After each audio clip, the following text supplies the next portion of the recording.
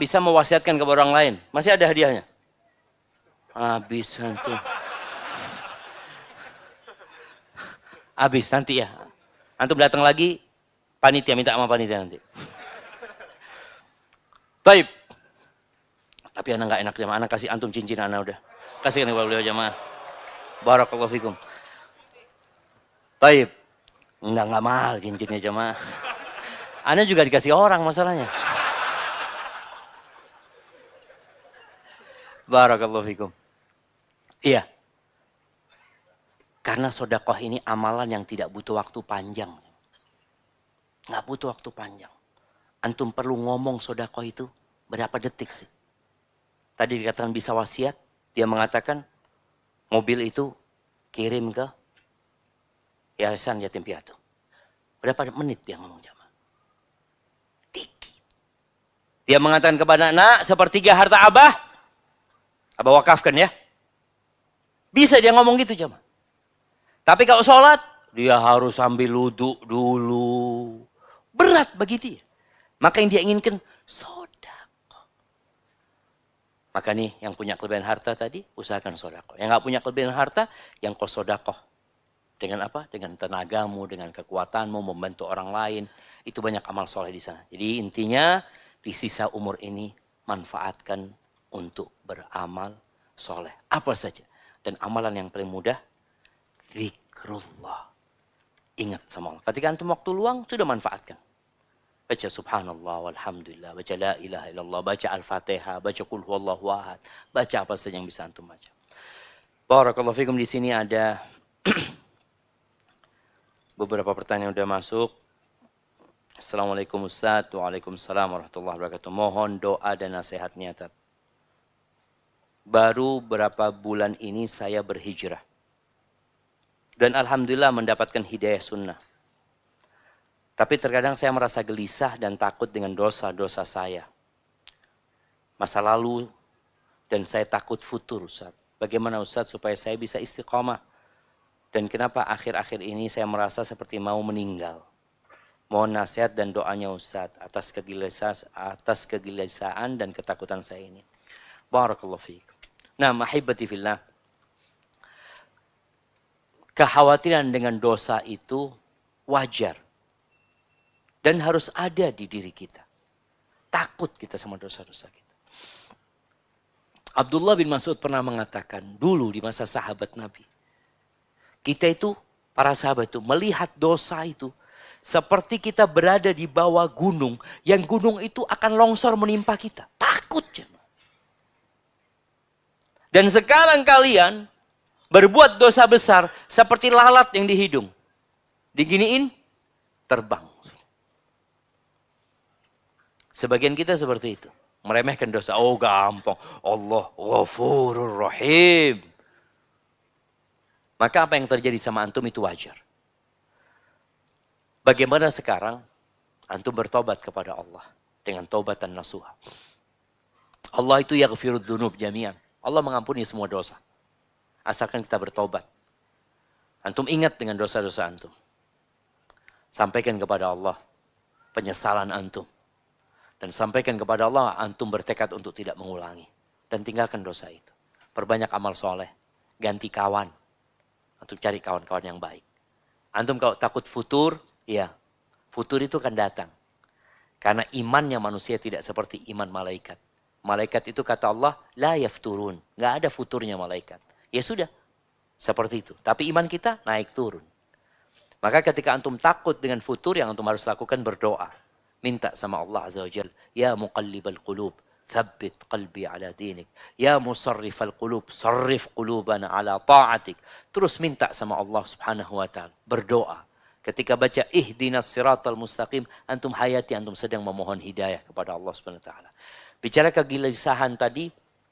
Ya apalagi antum kok merasa akan mati. Ya kita disuruh mengingat kematian. Tapi jangan sampai mengingat kematian itu membuat kita nggak produktif. Kita jadi ya putus asa, sedih, takut, tapi tidak beramal. Rasa takut dengan kematian itu seharusnya membuat kita semakin bersemangat untuk beribadah. Makanya kalau orang divonis mati, dikatakan antum insya Allah Ya kalau secara medis ya 2 bulan lah. Iya dok, iya. Apa yang dilakukan orang ini? Rajin ibadah dia. Dia rajin ibadah, dia ke masjid, dia baca Quran. Tapi kalau dikatakan antum insya Allah masih 7 tahun lagi mati. Oh masih lama dok ya. Siap dok, maksiat yang dia kerjain. Karena masih lama. Orang ketika tahu waktunya terbatas biasanya dia akan beramal soleh. Dan Nabi nyuruh kita alaihi salatu wassalam untuk sering-sering mengingat kematian. Kemudian kalau bicara kegelisahan itu, baca doa yang diajarkan Nabi SAW. Allahumma inni a'udzubika minal hammi wal hazan. Ya Allah, aku berlindung kepadamu dari ham. Ham ini kekhawatiran dengan masa yang akan datang. Hazan itu kesedihan dengan masa lalu. Biasanya orang kalau kena penyakit hati ini, 2 ini, dia kejadian nggak produktif. Dia duduk, takut aku. Maka usahakan berdoa minta sama Allah dan anda doakan semoga Allah membersihkan hati antum. Barakallahu fikum. Bagaimana menghadapi anak-anak yang saat ini bukan lagi bukan kesal. Coba antum baca nih. Nanti. Bagaimana menghadapi anak-anak yang saat ini bukan kecil lagi. Oh. Nah, menghadapi anak-anak yang saat ini bukan kecil lagi. Akan tetapi sudah beranjak dewasa. Jika sholat subuh harus dibangunkan terus. Masa mudanya banyak pada pegang HP. Terkadang anak jenuh untuk terus mengajaknya. Contoh mengaji. Sampai kapan kewajiban seorang ibu harus terus mengajak kepada mengaji dan berbuat kebaikan? Ya, selama dia melihat anaknya berhidup bersama dia, maka dia perintahkan. Rasulullah SAW, anaknya udah nikah. Siapa anaknya? Fatimah. Nikah sama Ali bin Abi Thalib.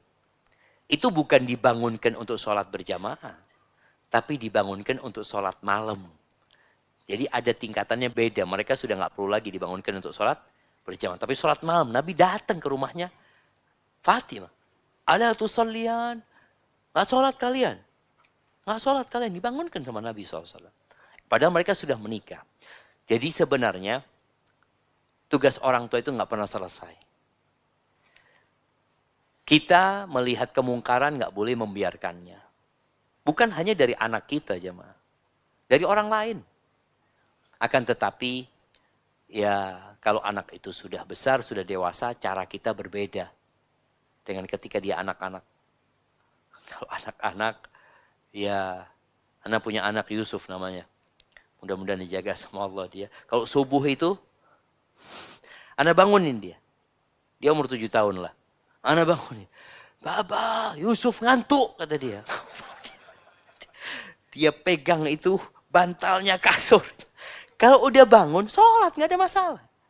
Cuma prosesnya itu, ya namanya dia masih anak-anak. Itu masih bisa kita ajarin, kita suruh jamaah. Jadi kalau dia sudah bangun ke masjid, pulang dari masjid udah nggak pulang ke rumah. Udah main dia sudah. Jadi anak-anak seperti itu. Kalau sudah gede memang, ya nggak bisa lagi seperti itu. Maka perlu pendekatan yang berbeda. Doakan anaknya. Terus doakan anaknya. Ketika dia pegang handphone, ya orang tua juga harus tegas kadang-kala sama anaknya. Jadi duduk sama anaknya, nak, engkau boleh pegang handphone jam sekian sampai jam sekian. Kalau engkau ada keperluan, fadhol. Engkau minta sama ibu kasih. Seperti itu. Sehingga anak itu jadi disiplin. Akan tetapi, anak ini ketika diambil handphonenya, tolong dikasih kegiatan. Karena kadang-kadang anak itu nggak tahu mau ngapain. Diambil handphonenya, dia duduk. Ngapain ya, kata dia. Kata ibunya, 2 jam lagi baru kasih handphone. Siap ibu. Yang liatin ibunya, dia liatin jam. Tolong dikasih arahan, sehingga dia punya kegiatan gitu jemaah orang tuh. Kadang-kadang anak-anak ini nggak tahu mau ngapain. Kalau dulu Masya Allah jemaah.